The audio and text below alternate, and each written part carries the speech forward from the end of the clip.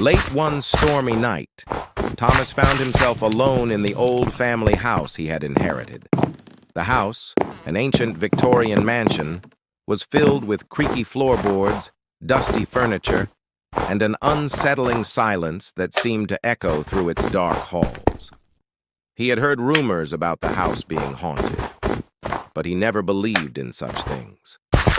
As the wind howled outside and the rain battered against the windows, Thomas settled into the study with a book, trying to ignore the eerie atmosphere.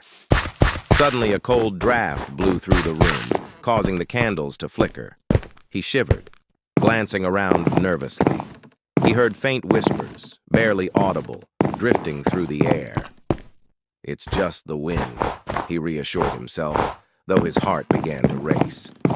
Determined to shake off his unease, he continued reading, but the whispers grew louder, forming indistinguishable words. The sound of footsteps echoed from the hallway, slow and deliberate. Thomas froze, straining to hear.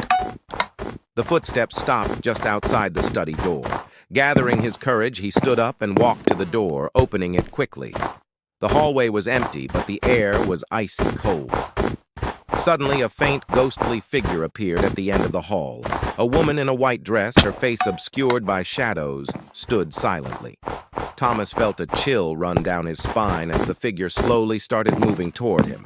Her eyes, hollow and sorrowful, seemed to pierce through him. Panicking, he backed into the study and slammed the door shut. He could hear the ghostly woman's footsteps approaching, now echoing loudly in his ears. He tried to barricade the door with a heavy chair, but it moved easily, as if pushed by an unseen force. The whispers turned into a mournful wail, filling the room. The candles flickered wildly, casting eerie shadows on the walls. Thomas turned to see the ghostly figure standing inside the room, mere feet away from him.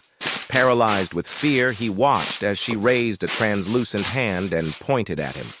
Her voice, now clear and echoing with sorrow, whispered, "Leave this place, or suffer the same fate." In a moment of sheer terror, Thomas bolted from the room, sprinting through the dark corridors and out into the stormy night. He never returned to the house, leaving it to crumble and decay, its ghostly inhabitant forever haunting its empty halls.